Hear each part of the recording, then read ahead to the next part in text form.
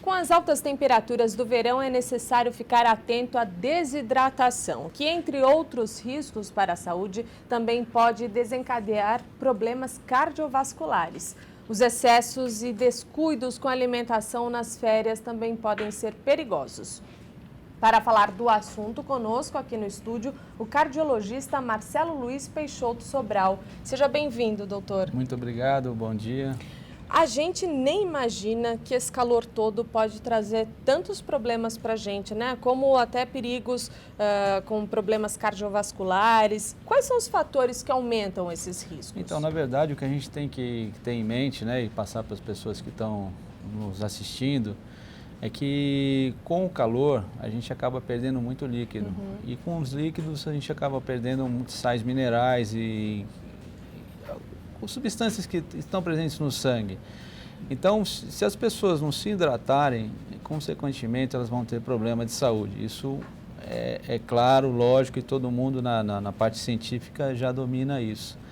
Então, o que a gente preconiza é tentar passar para as pessoas se hidratarem pelo menos com 2 litros a 2,5 litros de líquido, principalmente água, não suco, não refrigerante.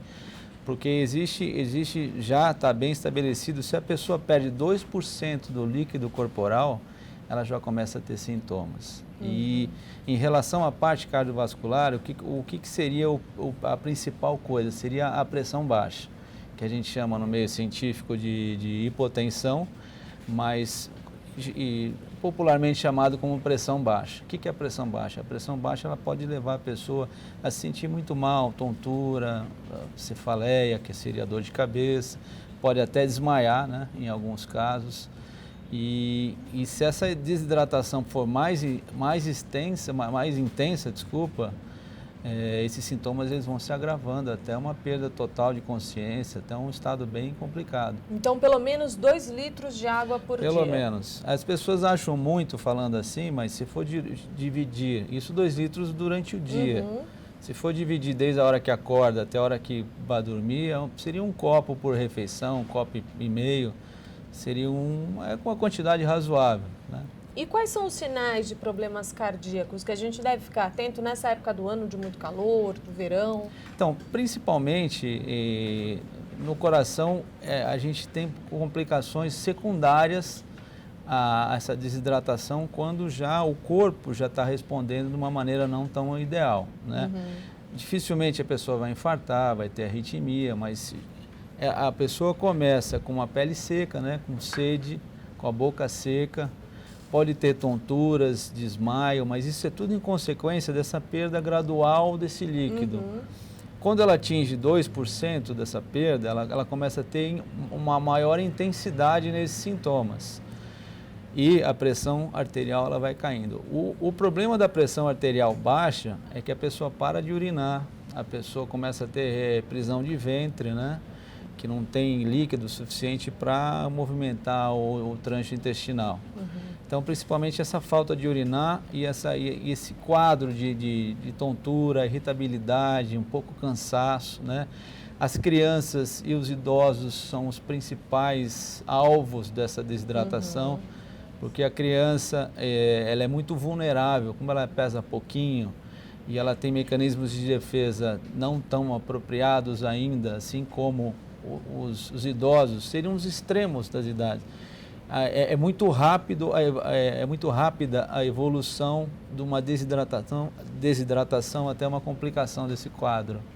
Então é muito importante tanto ficar nos idosos de olho. quanto nas crianças. Por isso que toda vez que eu vou falar, eu friso bastante essa real necessidade dessa atenção aos idosos e às crianças. Tá certo. Bom, as férias, momento para relaxar, então as pessoas acabam relaxando mesmo também na alimentação, né? Descuidam da alimentação, acabam comendo mais besteiras, enfim, frituras. Isso também é um risco grande, né? Verdade. É que, na verdade, as pessoas encaram férias como uma desconectar de tudo. O que ela vinha fazendo, ela desconecta para depois conectar. Realmente a gente acaba fazendo, todo mundo faz.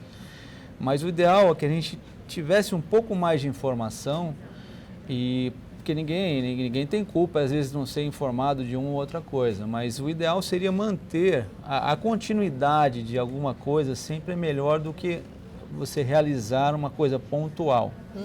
Por exemplo, fazer uma prática de esporte e continuar nas férias de uma maneira diferente, que aí você estaria fazendo uma coisa diferente, muda o tipo de atividade, muda o tipo de intensidade. Hidratação sempre tem que manter, fritura tem que parar o ano inteiro, não comer nas férias. Tudo bem que nas férias existe um pouco mais de exagero, mas as pessoas têm que tomar cuidado, porque depois a gente paga o preço depois de tudo isso aí. Você falou de quem faz exercício o ano todo e mantém nas férias. E quem não faz exercício o ano todo e quer fazer nas férias? Isso aí também tem duas vertentes, né? E às vezes as pessoas começam nas férias, né? E depois continuam o ano inteiro. Eu falando para não fazer nas férias, posso estar cortando na orelha, que nem a pessoa que namora no carnaval. Pode ser que ela continue namorando, não é para desestimular essa prática. É bom começar em qualquer época, mas que a pessoa continue. Com cuidado também. Com cuidado, com moderação, com orientação, né? O corpo humano ele precisa ser trabalhado lentamente, porque o corpo humano, o condicionamento físico, ele é feito de uma quebra muscular e uma regeneração. E isso é um processo contínuo e lento. A pessoa não fica condicionada num dia para o outro. Sim. É um processo, né? A gente falou agora das férias de verão. E Isso. quem decide ir para o frio durante as férias também tem um certo cuidado? Existe todo o cuidado, se não for até maior do que no verão. É a mesmo? gente acha que não é. Outro dia me ligaram, só uma curiosidade, outro dia me ligaram do Jornal da Bahia, como é que eles queriam uma matéria para falar do frio. Eu falei, mas não faz frio, muito frio aí, né? Aí eles até deram risada e tudo, realmente não faz, mas o pouco que abaixa a temperatura lá, eles já sofrem com essa consequência. A hipotermia é um dos principais fatores também para um rebaixamento e índice de infarto. A hipotermia, sim, é um dos fatores que aumentam o infarto nessas épocas. Então, quanto mais frio tiver, a pessoa tem que se agasalhar, não ficar exposta ao frio. Que eu vou passar uma semana de frio. A pessoa não pode passar frio.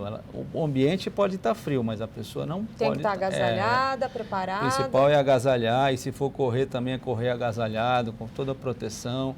E também lembrando que os extremos também é extremamente importante. As crianças e os idosos. Se agasalhar, se hidratar, se alimentar bem. E os cuidados tradicionais de comida também. Porque no inverno costuma-se ter comidas com caloria maior. Então, também tomar cuidado com isso. Doutor, vamos imaginar então um cenário mais drástico. Alguém tem algum problema cardiovascular do seu lado, infarta. O que a gente faz nesse momento? Olha, a primeira coisa que a gente preconiza, né, de atendimento é sempre ligar, pegar o telefone, né?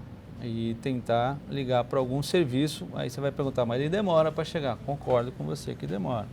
Mas se alguém que estiver auxiliando já precisa ter essa incumbência de ligar para trazer o socorro.